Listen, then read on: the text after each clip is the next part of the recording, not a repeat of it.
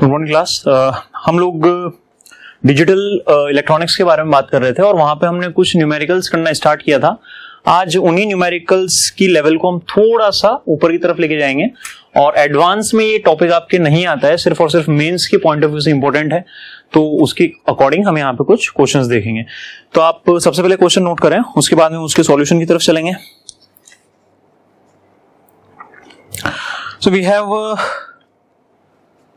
figure shows a diode connected to an external resistance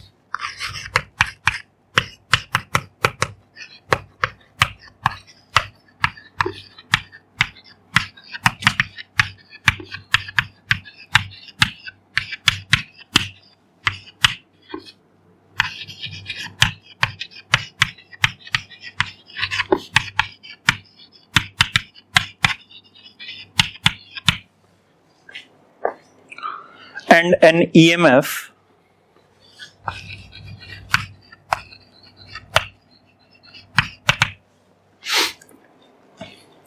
assuming that the barrier potential developed in diode is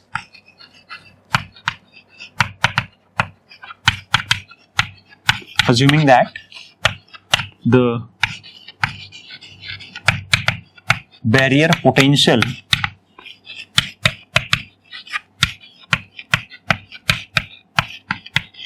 developed in the diode is 0.5 volt. Obtain the value of current in the circuit.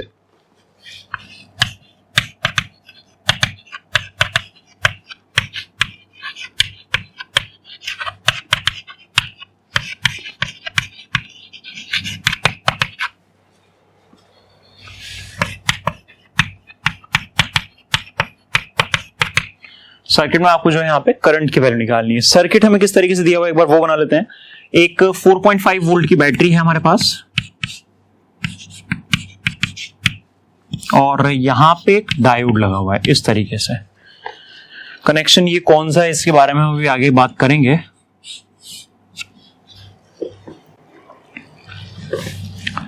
This resistance is given 100 ओम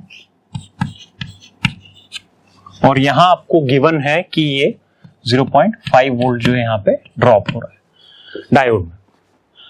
तो ये circuit दिया हुआ है और यहां पे हमें जो है इस सर्किट में फ्लो होने वाले करंट की वैल्यू फाइंड करनी। तो देखिए सबसे खास बात ये है कि डीसी सोर्स मुझे यहां पे दिया गया है सॉरी डीसी सोर्स हमें यहां पे दिया है और फॉरवर्ड बायस में ये डायोड है। फॉरवर्ड बायस एक बार हम रिमाइंड अगर करें तो अगर डायोड का पी टर्मिनल, डायोड में दो टर्मिनल होते हैं, टू टर्मिनल डिवाइस है, ये पी सिरा होता है, ये एन सिरा होता है। अगर डायोड का पी टर्मिनल बैटरी के पॉजिटिव के साथ कनेक्टेड है तो ये कहलाता है फॉरवर्ड बायसिंग और अगर एन सिरा बैटरी के पॉजिटिव के साथ कनेक्टेड है तो ये कहलाता है रिवर्स बायसिंग। फॉरवर्ड बायसिंग में डायोड जो है एक सुपर्ब कंडक्टर की तरह बिहेव करता है, यानी यहां से इजीली जो है वो करंट जो है पास कर सकता है। तो उसी कॉन्सेप्ट को हम आगे लेते हुए चलेंगे और यहां पे सिर्फ और सिर्फ हमें केवीएल अप्लाई करना होगा और उससे आप देखेंगे आंसर यहां पे आसानी से आ जाएगा। अगर मैं यहां पे देखूं कि डायोड के अक्रॉस पोटेंशियल दिया हुआ है 0.5 वोल्ट, कहने का मतलब ये बोला जा सकता है कि पोटेंशियल अक्रॉस द रेजिस्टर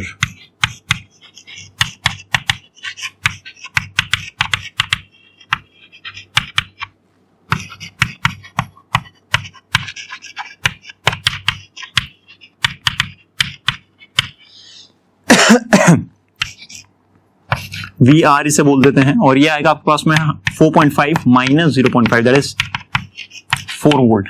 तो जो रेजिस्टेंस दिया हुआ है हमें, जिसको मैं यहाँ पे आर से डिनोट कर रहा हूं, इसके अक्रॉस हमने पोटेंशियल की वैल्यू कैलकुलेट कर ली है एंड इट इज 4 वोल्ट। इसके बाद सिंपल आप करंट कैलकुलेट कर सकते हैं, I will be equals to V upon R that is 4/100। So it can be written as 0.04 ampere. Is that clear? तो खास बात हमें यहां पे जो ध्यान रखनी है वो सिर्फ यही है कि डायोड जब फॉरवर्ड बायसिंग में होता है तो वो सिंपली एक कंडक्टर की तरह बिहेव कर सकता है। क्लियर है?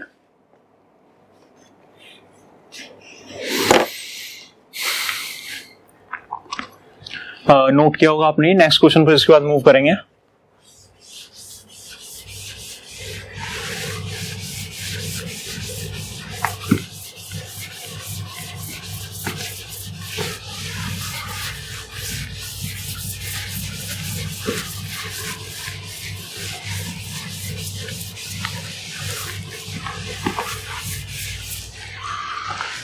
क्वेश्चन की a battery of 1.5 volt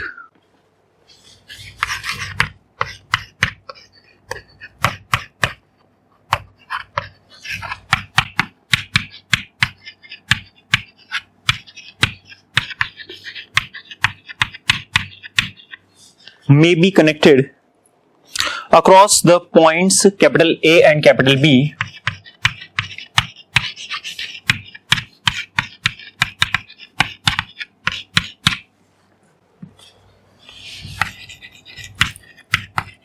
as shown in figure.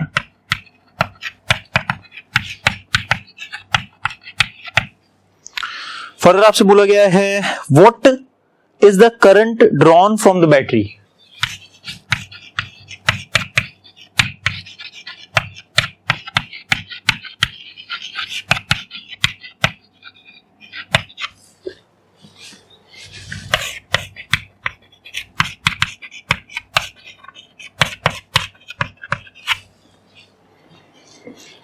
If the positive terminal of the battery is connected to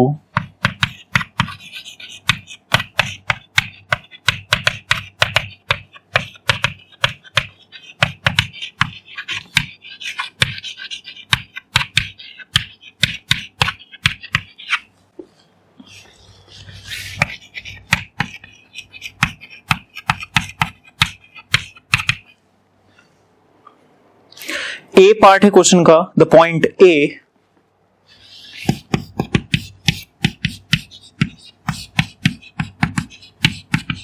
और बी पार्ट है इसी क्वेश्चन का, the point B.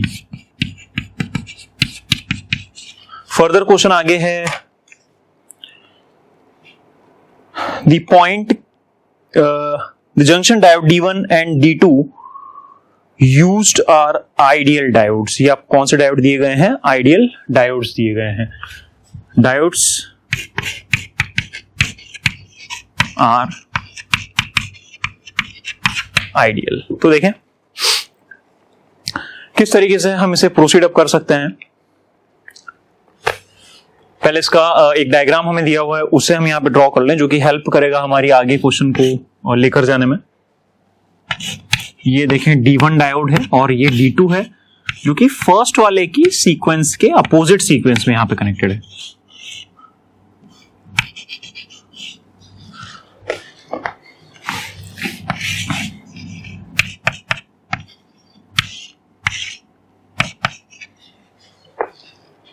This is 20 ohm and this is 40 ohm. This is diode D2. तो इस तरीके से आपको एक सर्किट दिया गया है।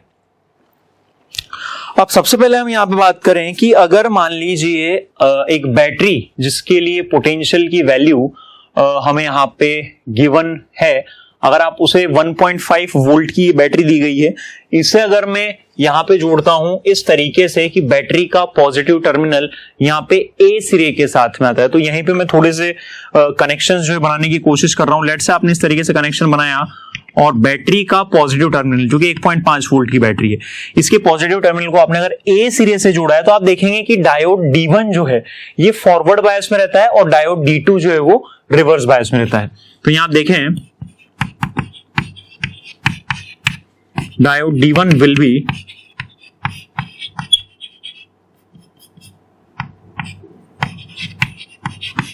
forward biased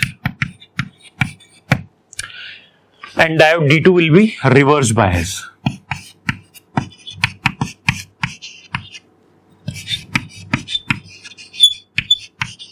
D2 जो डायोड है वो रिवर्स बायस में यहां पे आ जाएगा। चलिए, अब D2 डायोड अगर रिवर्स बायस में होता है तो यहां से कोई करंट फ्लो नहीं करेगा, तो आप इसे हटा हुआ मान सकते हैं। दैट मींस हमारे पास में जो फाइनली एक सर्किट बनता है, जो कि इफेक्टिव सर्किट हमारे पास होने वाला है, वो कुछ इस तरीके से आएगा कि D1 डायोड जुड़ा रहेगा और यहां पे आप बैटरी जोड़ सकते हैं जो कि 1.5 वोल्ट की। रेजिस्टेंस की जगह आप 20 ओम लिख दें।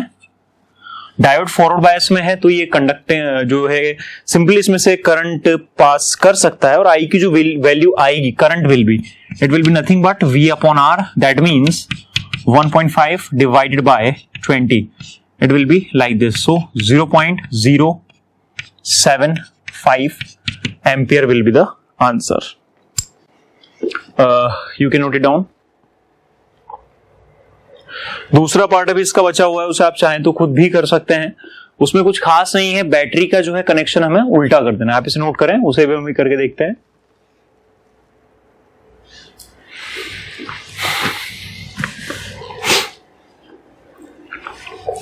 चलिए अब इसी के दूसरे पार्ट को, जो बी पार्ट है, उसे हम एक बार देख लें। यहां पे देखते हैं क्या चेंजेस आने वाले हैं। तो चेंजेस में कुछ खास चेंज नहीं आएगा। अब आप अगर इस बैटरी के कनेक्शन को रिवर्स कर देते हैं, यानी कि रहेगी 1.5 वोल्ट की बैटरी, लेकिन अब बी सिरा पॉजिटिव है और ए सिरा यहां पे नेगेटिव हो जाएगा। तो बी सिरा अगर पॉजिटिव और ए सिरा अगर आप नेगेटिव करते हैं तो D1 जो डायोड है ये कौन से बायसिंग में आ जाएगा, ये रिवर्स बायसिंग में आ जाएगा। और D2 जो डायोड है कौन सी बायसिंग में आ जाएगा, ये फॉरवर्ड बायसिंग में आ जाएगा। फॉरवर्ड बायसिंग में आने के बाद में यानी कि इसमें से करंट इजीली पास कर सकता है। तो अब आपको D2 को बनाने की रिक्वायरमेंट नहीं है, यहां से आप इसे as a open circuit consider कर सकते हैं। तो फिगर हमारे पास क्या बनेगा, जो इफेक्टिव फिगर अब आने वाला है, it will be like this is D2 and this is 40 ओम, जो कि रेजिस्टेंस कनेक्टेड है सेकंड वाली ब्रांच में। It will be like this 1.5 volt. यहां करंट की वैल्यू निकाल दें हम, तो current will be V upon R, that is 1.5 divided by 40. So it will be somewhere 15 upon 400. इसकी वैल्यू जो आपके पास में बनेगी, it will be 0.0375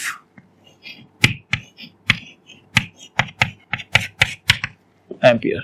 Is that clear? नोट करें।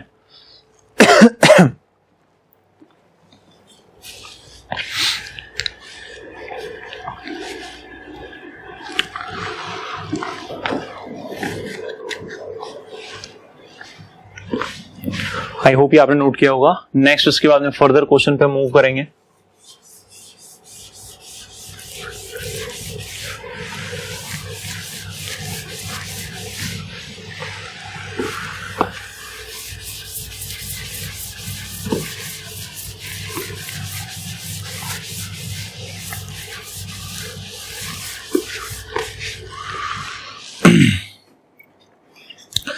Calculate the values of output voltage V0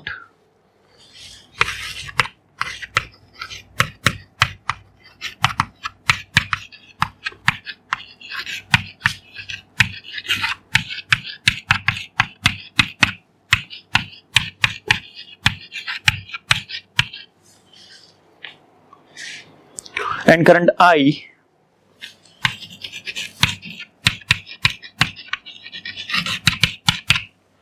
if silicon and germanium diode conduct at if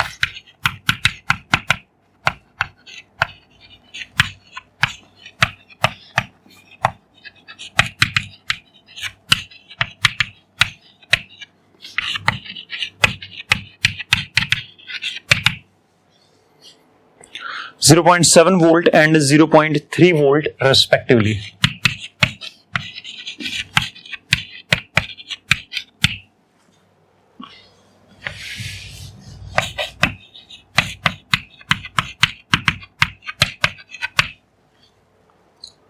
यहां पे भी आपको फिगर गिवन है।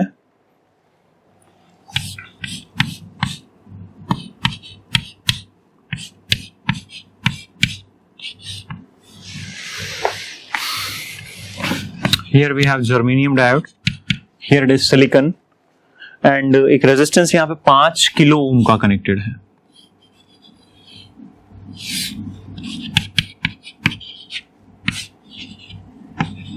यहां पे आप V0 लेने जा रहे हैं, that is output voltage 5 kilo ohm के ऊपर में लूंगा, और बैटरी जो है यहां पे एक 12 वोल्ट की बैटरी कनेक्टेड है।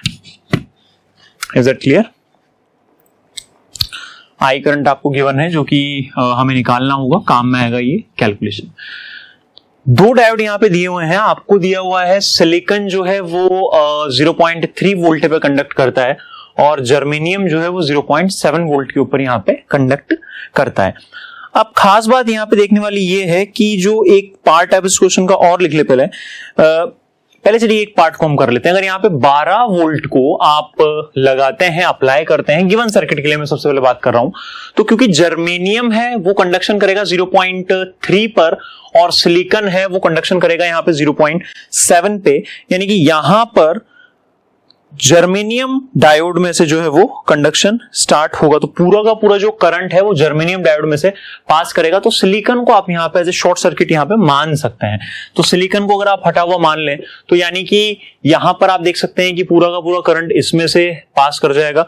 देन उसके बाद में अगर हम यहाँ पे करंट निकालना चाहें तो किस तरीके से मैं करंट कैलकुलेट कर सकता हूं। आज जो हमने पहला क्वेश्चन किया था, आज के लेक्चर का जो फर्स्ट क्वेश्चन था, वहां पे आपने देखा था कि 4.5 वोल्ट की एक बैटरी लगी हुई थी और जो ड्रॉप आ रहा था वो 0.5 का आ रहा था डायोड के थ्रू। तो सेम उस कॉन्सेप्ट पे क्वेश्चन जहां पहुंचा है और गिवन केस के लिए आप देखें silicon diode can be assumed to be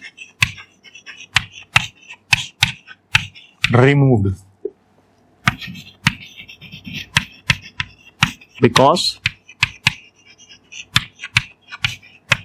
whole current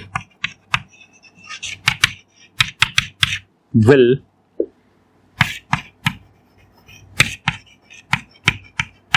pass through the germanium diode.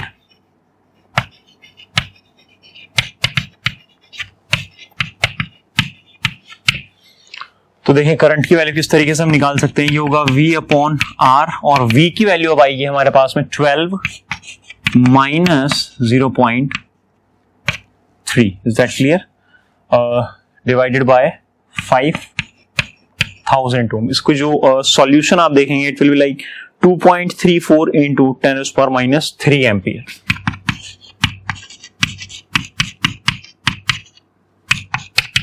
इसको आप 2.34 मिली एम्पियर भी लिख सकते हैं।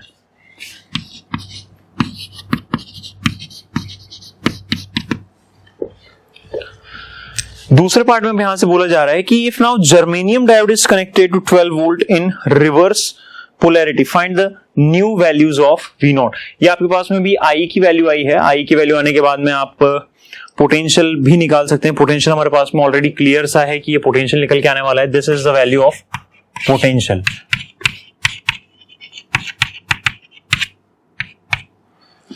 और करंट भी हमने यहाँ पे साथ ही साथ लगे हाथ निकाल दिया है।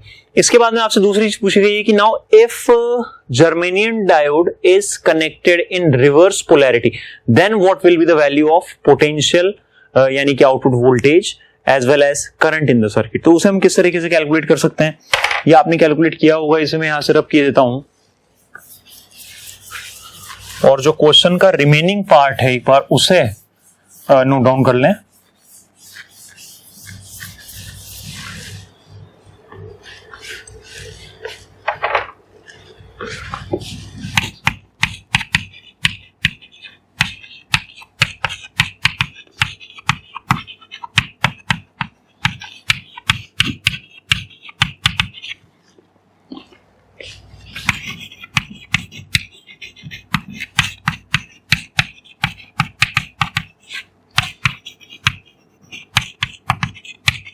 Find the value of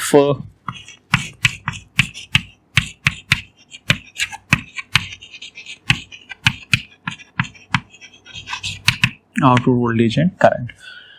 question है कि अगर जर्मेनियम डायोड को मैं यहां पे उल्टा अगर जोड़ देता हूं तब सर्किट में कितना करंट फ्लो होगा और कितना आउटपुट जो है वो इस 5 किलो ओम रजिस्टर के अक्रॉस मिलेगा। तो थोड़ा सा यहाँ पे चेंजेस किए देते हैं गिवन क्वेश्चन के अकॉर्डिंग, जो क्वेश्चन की डिमांड है। क्वेश्चन बोल रहा है कि जर्मेनियम डायोड को आप क्या कीजिए, उल्टा यहाँ पे कनेक्ट कर दें। अब जैसे ही आप जर्मेनियम डायोड को उल्टा कनेक्ट करते हैं, उल्टा कनेक्ट करने से यहाँ पे कहने का मतलब है कि मैं इसे रिवर्स बाइसिंग प्रोवाइड किए देता हूं। जब आप जर्मेनियम डायोड को उल्टा करेंगे तो इसकी बाइसिंग हो जाएगी रिवर्स, यानी कि अब आपको इसे हटा हुआ मानना पड़ेगा। तो अब जर्मेनियम का तो ऑप्शन हमारे पास है नहीं, दैट मीन्स अब जो है पिक्चर में आएगा सिलिकॉन डायोड, और जब सिलिकॉन डायोड पिक्चर में आएगा तो इसके साथ ही पिक्चर में लेके आएगा अपना 0.7 वोल्ट, जो कि क्वेश्चन में गिवन है। ये कितने पे कंडक्ट करता है, 0.7 वोल्ट पे कंडक्ट किया करता है।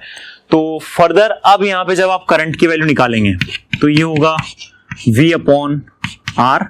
अब जो ड्रॉप हो चुका है 0.7 हो चुका है, यानी कि 12 माइनस 0.7 आपको लिखना होगा, और ये 5000 ही रहेगा, यानी कि it will be 11.3 divided by 5000। So the answer will be 2.26 into 10⁻³ यानी कि 2.26 milliampere. This is ampere. तो कुछ इस तरीके से यहाँ पे हम क्वेश्चंस को सॉल्व कर सकते हैं। जर्मेनियम और सिलिकॉन से रिलेटेड जो भी क्वेश्चंस आएंगे उनको इस तरीके से सॉल्व किया जा सकता है। Is that clear? नोट करें इसे।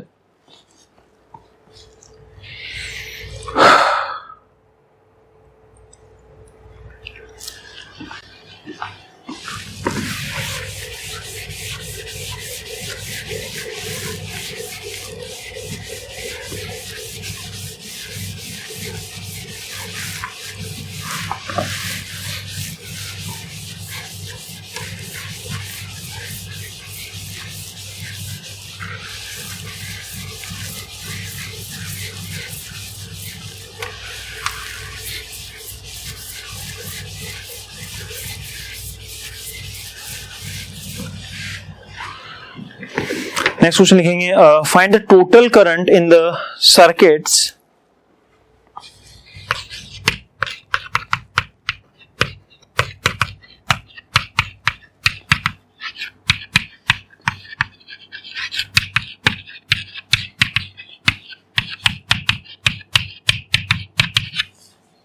find the total current for the given circuits. We have 4 circuits here.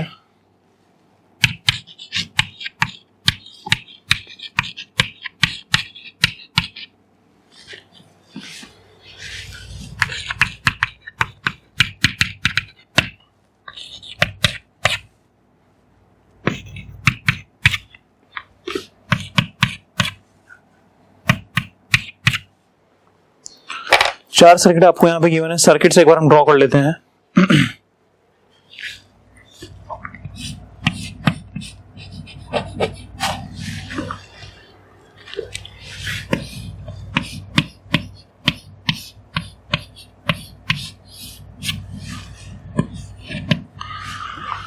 यहां पे 3 वोल्ट की बैटरी और 10 ओम का रेजिस्टर है,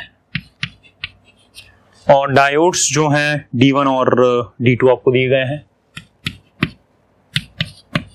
नेक्स्ट जो फिगर है हमारे पास B, वहां पे सेम है, बस पोलैरिटी जो है वो D2 की चेंज कर दी गई है।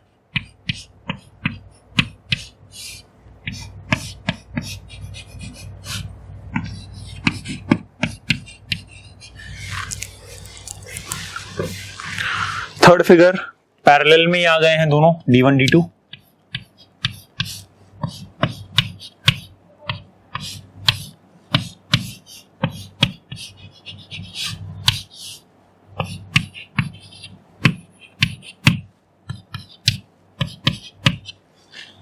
और अब इसकी पैरेलल में ही पोलैरिटी चेंज कर दी गई है।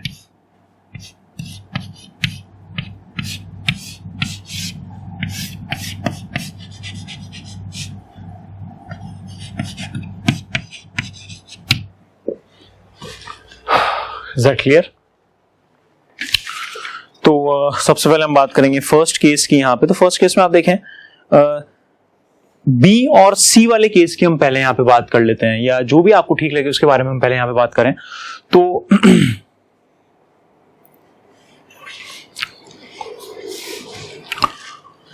आप देखेंगे यहाँ पे सबसे पहले ए वाले केस को डिस्कस करें। दोनों के दोनों डायोड जो गिवन है वो फॉरवर्ड बायस में गिवन है, और दोनों के दोनों डायोड अगर फॉरवर्ड बायस में रहेंगे तो यहाँ पे इजीली करंट जो है वो फ्लो कर सकता है। इसी तरीके से आप देखें सी वाला केस, यहाँ भी दोनों डायोड जो है फॉरवर्ड बायस में ही है, यानी कि करंट जो है वो कहीं से भी पास कर सकता है। यहाँ पे भी आपके पास में एक डायोड फॉरवर्ड बायस में है, यानी यहाँ पे भी आपके पास में करंट जो है वो फ्लो कर सकता है। सिर्फ और सिर्फ एक केस हमारे यहाँ पे बचता है जो कि बी वाला केस है। यहां पे थोड़ा सा उल्टा खेल है। क्या है वो खेल, उसको एक बार समझने की कोशिश करें। देखिए स्टेप बाय स्टेप हम स्टार्ट करते हैं। सबसे पहले देखें फर्स्ट केस। यहां पे करंट चलना स्टार्ट करेगा और देखिएगा कि दोनों ही फॉरवर्ड बायस में, यानी कि दोनों में से करंट जो है वो ट्रेवल कर जाएगा। करंट अगर इन दोनों में से ट्रेवल कर जाएगा तो इसके लिए करंट की जो वैल्यू आने वाली है इट विल बी 3/10 V/R जो करंट होता है, यानी कि 0.3 ampere will be the value of current. Is that clear? B वाले केस पे एक बार देखते हैं। बी वाले केस में आप देखेंगे करंट यहां आएगा, यहां कोई दिक्कत नहीं है, it is forward biased, but ये जो है रिवर्स बायस में, और इसके अलावा कोई दूसरा रास्ता यहां पे जाने के लिए नहीं है। इसका मतलब ये ओपन सर्किट हो जाएगा और यहां पे आप देखेंगे तो करंट की वैल्यू जो है वो 0 बनेगी। करंट की वैल्यू 0 क्यों बनती है? क्योंकि जब आप V/R देखेंगे तो V तो आपके पास में 3 वोल्ट है यहाँ पे, लेकिन R की वैल्यू हमारे पास में 10 प्लस इंफिनिटी आने वाली है, और 10 प्लस इंफिनिटी को जब आप डिवाइड करेंगे 3 में तो आप देखेंगे कि हमें 0 यहाँ पे मिल जाएगा।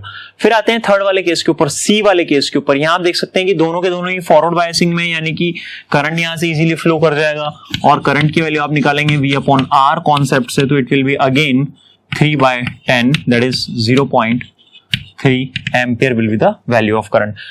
फोर्थ केस में यहां पे देखते हैं ये वाला जो डायोड है फॉरवर्ड बायस है और ये वाला जो डायोड है रिवर्स बायस है, लेकिन दूसरे वाले केस की तरह यानी बी वाले केस की तरह यहां पे बाउंडेशन नहीं, यहां पे हमारे पास दूसरा रास्ता है, दूसरा पाथ हमारे पास में है, और आप देख सकते हैं कि करंट जो यहां से चलना स्टार्ट करता है वो इस ऊपर वाले पाथ में से होता हो जाएगा और अपना पाथ जो है वो कंप्लीट कर देगा। दैट मींस आप बोल सकते हैं कि करंट की वैल्यू यहां पे V/R ही आने वाली है, यानी कि 3/10 आने वाली है। That will be 0.3 ampere. Is that clear?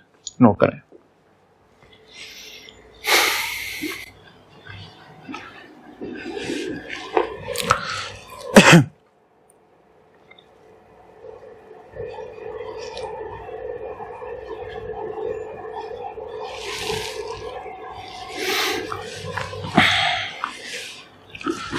इसके बाद हम फिर से मूव कर रहे हैं नेक्स्ट क्वेश्चन पे।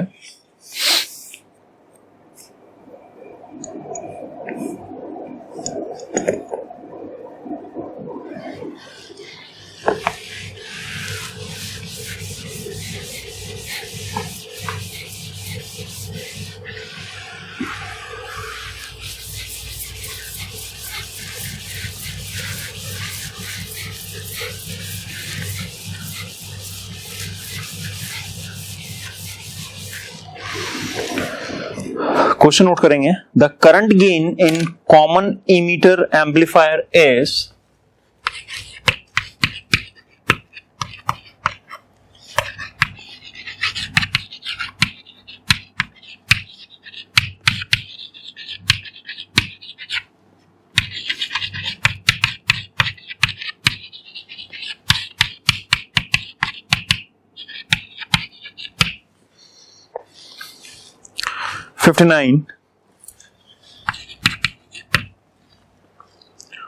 if the emitter current is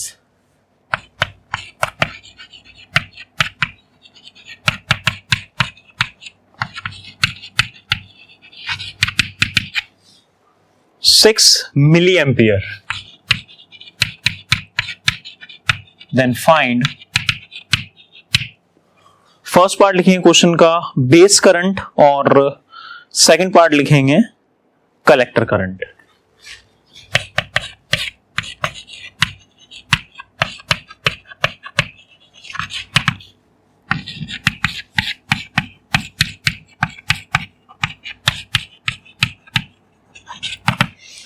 तो देखिए सबसे पहले आपको कॉमन एमीटर कॉन्फ़िगरेशन यहां पे जो दी गई है, इसके लिए एक रफ सा अगर हम डायग्राम बनाएं तो इस तरीके से ये डायग्राम बनता है। यहाँ बेस होता है, यहाँ कलेक्टर आता है और यहाँ इमिटर आता है। एक रफ सा डायग्राम आपको बनाने की सलाह दी जाती है हर बार, जिससे कि आपको ये पता लग सके कि एक्चुअल में हम यहाँ पे जो है कौन सी वैल्यू कहाँ पे हमें डालनी है। अब इसे देखिए काफी हद तक क्लियर है कि बीटा जो करंट गेन होता है ये होता है output current upon input current, that will be IC upon IB। कितना हो जाएगा ये IC अपॉन IB। और फिर हमें पता है IE इज इक्वल्स होता है IC प्लस IB, यानी कि IC can be written as IE minus IB। Is it clear? B को कैपिटल ले लें यहाँ पे, वहां क्योंकि मैंने कैपिटल ले लिया है। तो फ्रॉम इक्वेशन नंबर 1, ये हमारे पास स्टार फॉर्मूला है, इसे हम ऑलरेडी बात कर चुके हैं इसके बारे में।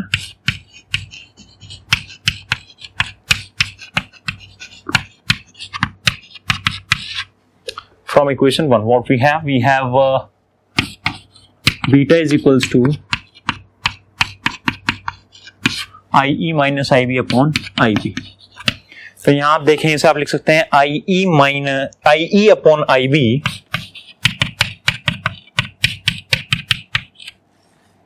-1। Is that clear? वैल्यूज अगर हम यहां पे डालें तो it will B 59 is equals to IE upon IB आपको यहां पे निकालना है, और IE की आप चाहें तो वैल्यू यहां पे रख दीजिए कि इमीटर करंट आपको दिया हुआ है 6 milliampere. Clear? 6 upon IB -1, तो ये 60 हो जाएगा।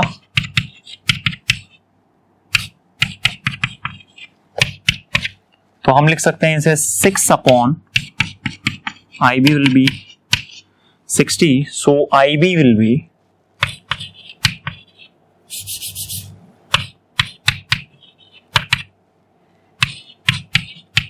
6 upon 60, so IB is 0.1 milliampere. Is it clear?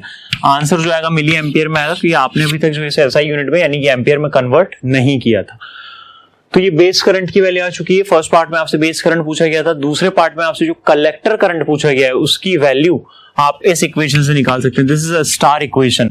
IE आपके पास में है 6 मिली एम्पियर, IB आपके पास में आ चुका है 0.1 मिली एम्पियर, यानी कि IC आएगा 5.9 milliampere. How is it possible? यहाँ पे देखें, IE की वैल्यू मैं रख देता हूं, that is 6 is equals to IC plus 0.1। ये हमने अभी निकाला है IB की वैल्यू। ये 0.1 उठ के इधर आएगा तो IC की आपको वैल्यू मिलेगी कितनी?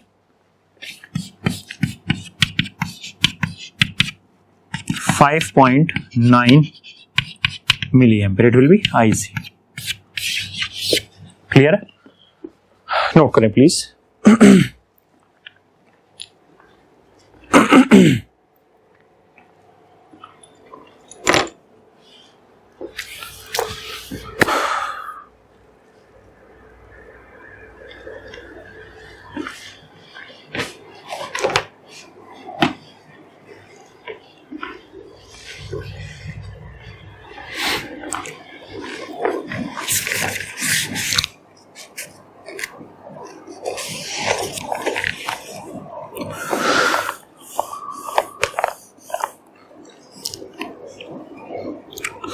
इसके बाद हम बात करते हैं कुछ क्वेश्चंस की। लॉजिक गेट पे बेस्ड क्वेश्चंस हैं, यहाँ पे काफी संख्या में पूछे जाते हैं।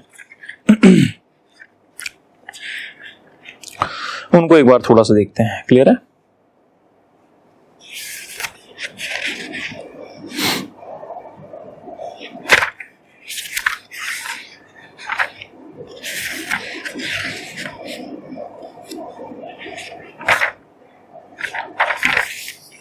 तो इसे भी क्वेश्चन की फॉर्म में हम एक बार पहले लिख लें, देन हम सॉल्यूशन पे चलेंगे।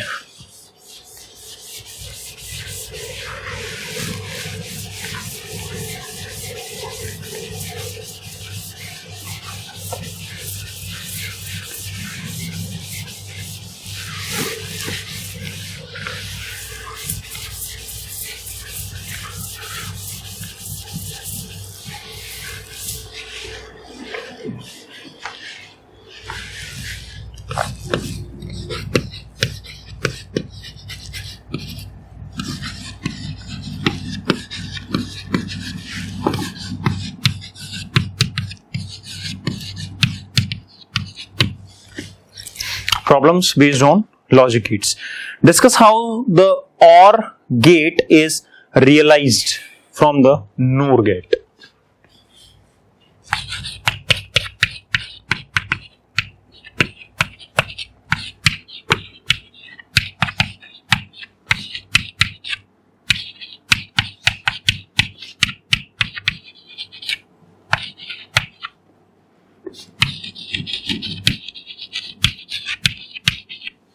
By the NOR gate.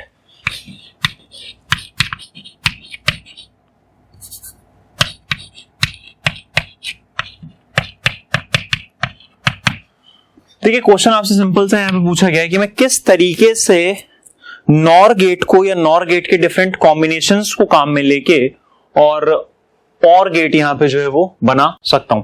तो यहाँ पे आपको कुछ एक छोटी मोटी चीजें हैं जो आपको ध्यान भी रखनी पड़ेंगी कि गेट जो है वो किस तरीके से बनता है। वो इस तरीके से बनेगा, this will be A and B, two inputs for a NOR gate. यहां से जो आउटपुट निकल रहा है it will be again used as input in another NOR gate. यहां जो आपको फाइनली आउटपुट मिल रहा है दिस इज Y, आप इसे बोले Y डैश। ये एक तरीके का अरेंजमेंट होता है। यहाँ पे आप देख सकते हैं खास बात जो है कि दोनों जो गेट्स हमने यहाँ पे काम में लिए हैं बोथ आर NOR गेट। दोनों के दोनों जो गेट्स हैं वो कौन से गेट हैं?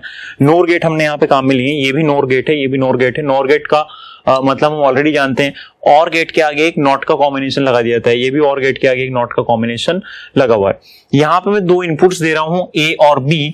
दोनों इनपुट जब NOR गेट के अंदर जाते हैं तो एक आउटपुट यहां से निकलेगा और वो एक आउटपुट मैं फर्दर एक NOR गेट को जो है प्रोवाइड कर रहा हूं। तो इसके लिए हमारा जो पहला टास्क है वो करना क्या होगा, देखें आपको इसके लिए ट्रुथ टेबल बनानी होगी और उस ट्रुथ टेबल को फिर आपको ये देखना होगा कि क्या वो OR गेट के लिए सेटिस्फाई कर रही है या नहीं कर रही है, क्योंकि सवाल हमारा NOR गेट की हेल्प से OR गेट बनाना है, यानी कि OR गेट की जो टेबल है वो इस कॉम्बिनेशन की टेबल के इक्विवेलेंट आ जानी चाहिए। चलिए स्टार्ट करते हैं, टेबल बनाते हैं एक बार, truth table.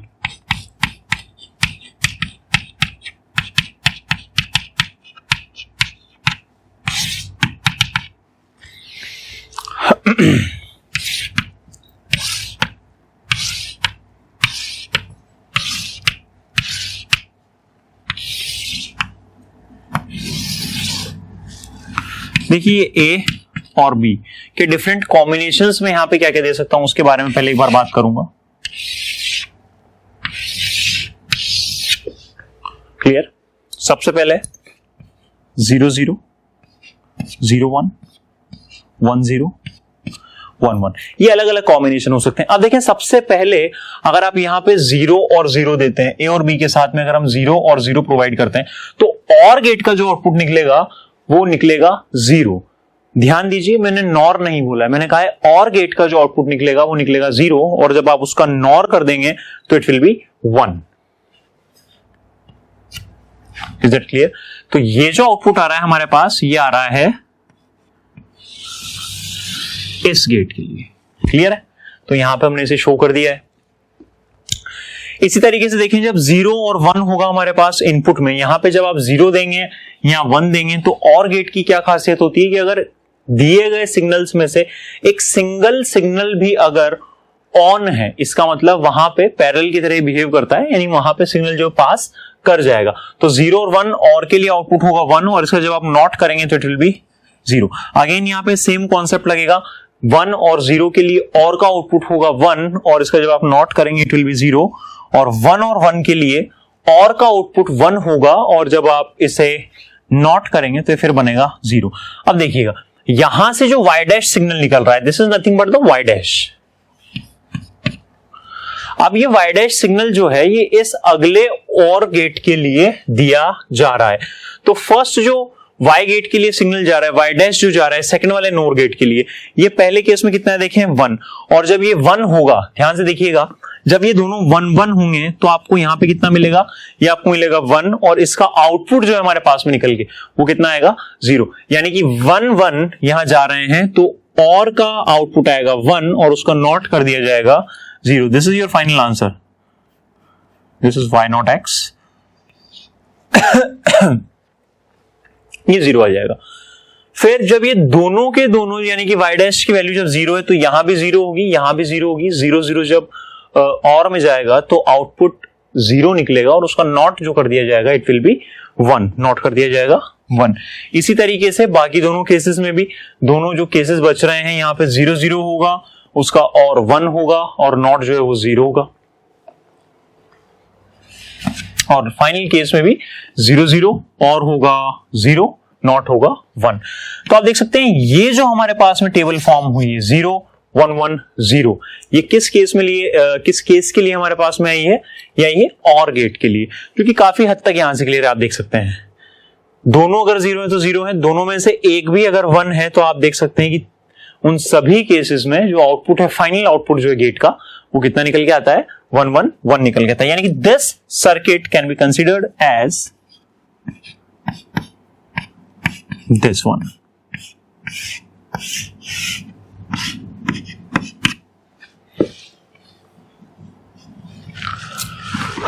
Is that clear? तो इस तरीके से हमें ये गेट वाले जो क्वेश्चन इनको सॉल्व करना है। एक और फर्दर इसी टैक्टिक पे बेस्ड एक क्वेश्चन हम और लेंगे, discuss how the AND gate is realized from the NOR gate. NOR gate से ही हमको जो है अब एंड गेट जो है फॉर्म करना है। इसे आप नोट कर लिया होगा इसे आपने।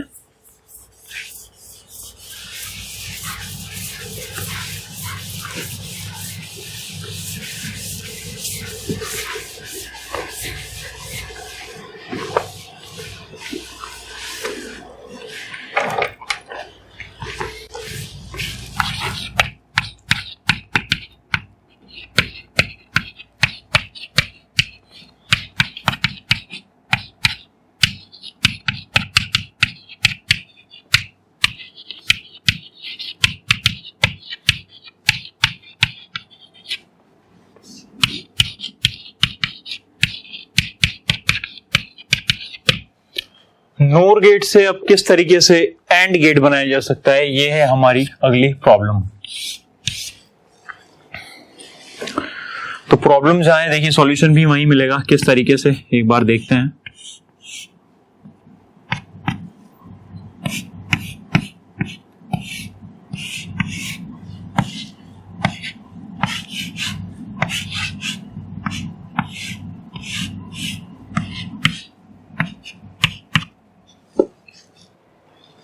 ये फाइनली आपको जो है मिलेगा। किस तरीके से पॉसिबल है, यानी कि इस गिवन गेट के लिए जो आउटपुट आएगा वो सिंपल सी बात है कि इस गेट के आउटपुट के इक्विवेलेंट आना चाहिए। पहले तो मैं ये प्रॉब्लम आपके सामने बनाता हूं कि एक्चुअल प्रॉब्लम है क्या। प्रॉब्लम ये है, यहां जो आपको y मिल रहा है ना, वो इस ए बी के लिए वही होना चाहिए जो इस ए बी के लिए यहां y है। Is that clear? तो सबसे पहले फिर से हम वही पॉसिबल कॉम्बिनेशंस की यहां पे बात करेंगे। तो एक टेबल बना लें, ट्रुथ टेबल, जिससे कि हम हमारे केस को आगे लेकर बढ़ेंगे।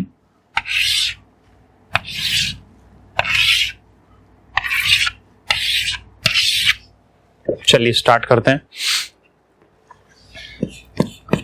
ए और बी के पहले तो पॉसिबल कॉम्बिनेशंस हम यहां पे ले लेते हैं।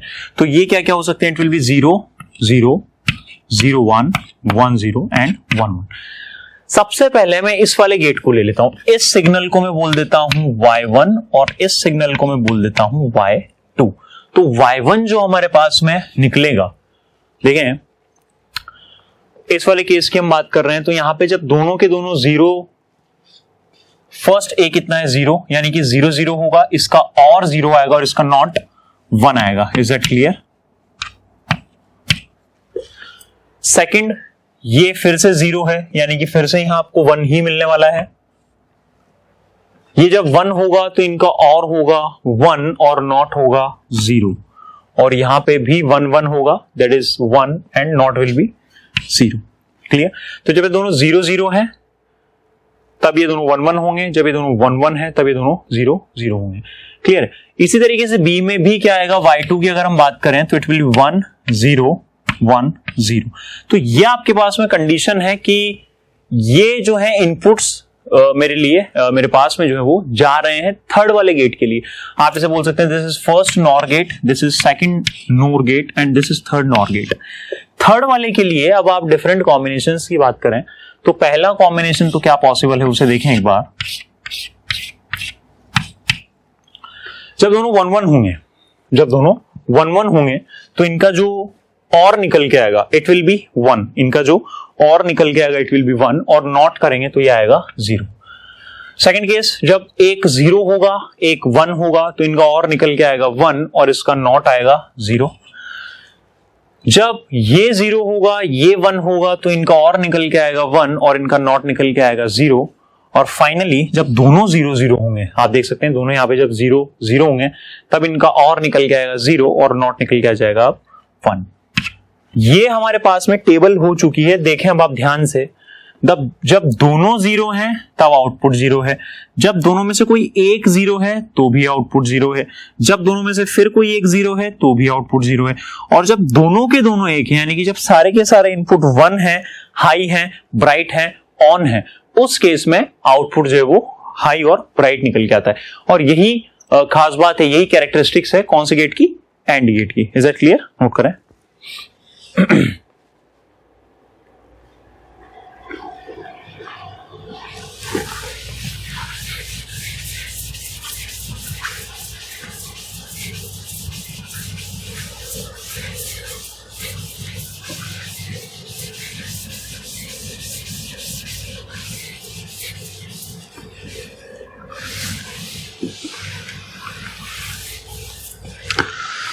चलिए नेक्स्ट प्रॉब्लम पे हम चलते हैं।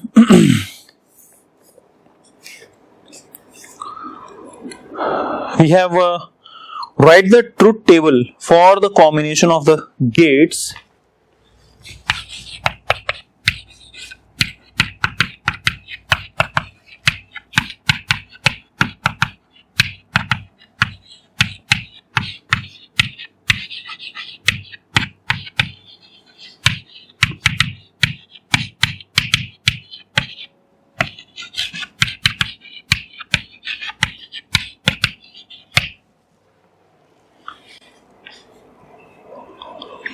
shown in figure।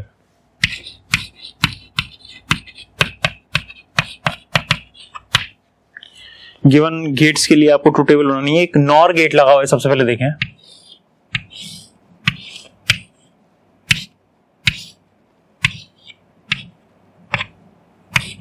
P से नाम दिया गया है और इनपुट्स जो डाले जा रहे हैं it is A and B।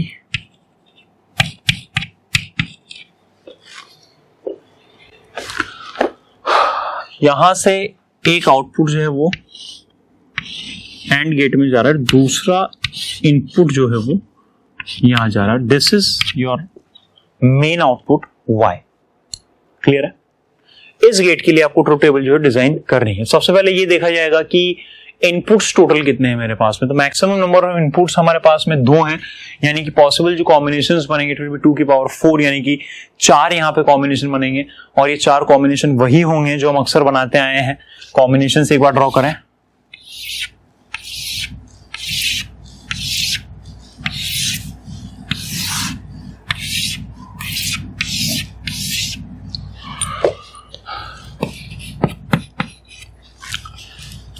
Zero 0 0 1 1 0 and 1 1। सबसे पहले बात कर लेते हैं कि यहां से जो निकलने वाला है Y1, इस Y1 की वैल्यू क्या होने वाली, क्योंकि यही आउटपुट जो कि फर्स्ट नोर गेट का है ये इनपुट है आगे चल के इस दिए गए एंड गेट का। तो इस Y1 की वैल्यू सबसे पहले निकाल लें। तो जब ये 0 0 होगा तब इसका और 0 होगा और नॉट हो जाएगा 1। जब दोनों में से एक भी 1 होगा तो और होगा 1 और ये हो जाएगा 0, यानी कि ये जो है Y1 की वैल्यू हमने लिख दी है। देखिए ऊपर जो हमारे पास सिग्नल है ये A as it is input है एक एंड गेट के लिए। तो ये कितना होगा, 0 मतलब 0, 0 मतलब 0, 1 मतलब 1 और 1 मतलब 1। इसके लिए आपको फाइनली जो है Y की वैल्यू निकालनी है, विच इज आवर आंसर, जो कि फाइनल आंसर हमारा होने वाला है। देखें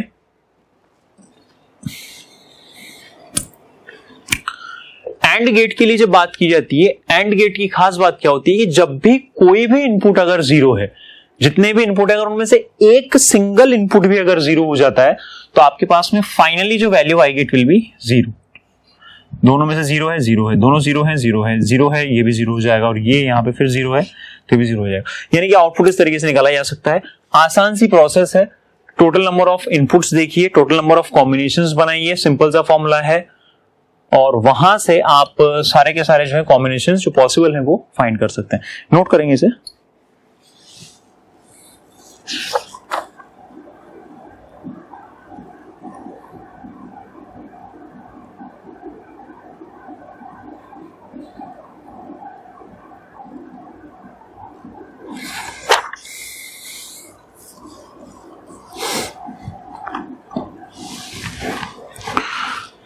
नेक्स्ट क्वेश्चन हम यहां पे लिखे हैं, justify the output wave form y, इसे पहले रब किए देता हूं।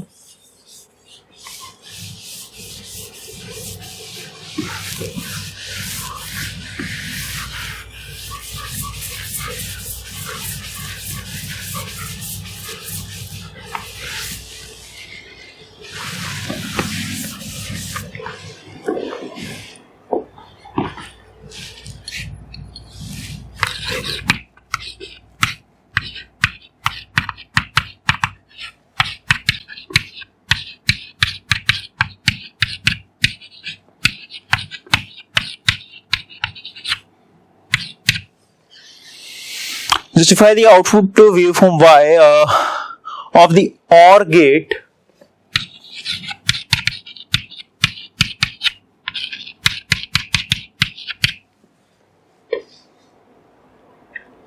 for inputs A and B as given.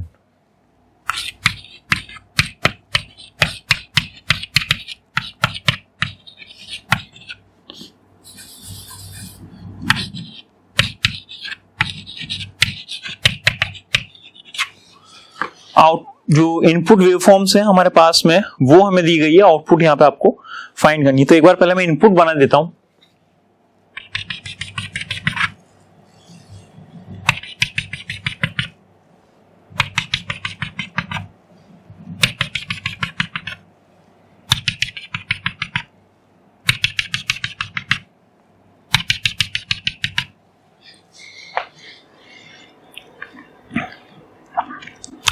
Is that clear? Now input एक बार देख ले किस तरीके से इनपुट है यहां पे।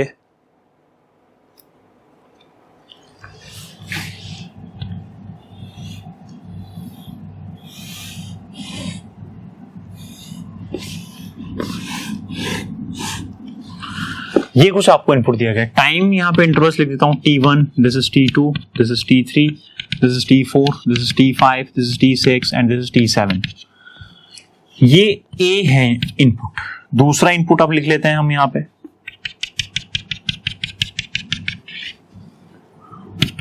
B जो होगा।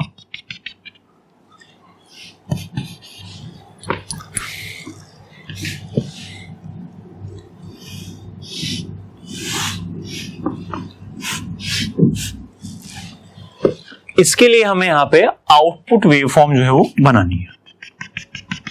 आउटपुट वेवफॉर्म जो फाइनल आंसर है उसे मैं येलो कलर से यहां पे बनाऊंगा, दिस इज आउटपुट। और गेट यहां पे फॉर्म करना है। तो दो तरीके हो सकते हैं। देखिए, डायरेक्ट वेवफॉर्म देखकर भी आप आसानी से बना सकते हैं। अगर सिंपल कोई गेट दिया हुआ है, मान लीजिए और आपको दिया गया है, एंड आपको दिया गया है, नॉट आपको दिया गया है, लेकिन अगर एक कॉम्बिनेशन दिया हुआ है तो बेहतर तरीका ये होता है कि आप पहले क्या करें, ट्रुथ टेबल बनाएं। उसके लिए ट्रुथ टेबल बनाने के बाद में आप उसके लिए क्या कर सकते हैं, एक वेवफॉर्म डिजाइन जो है वो कर सकते हैं। मैं पहले यहां पे ट्रुथ टेबल बना देता हूं। तो ट्रुथ टेबल में होता क्या है, देखें,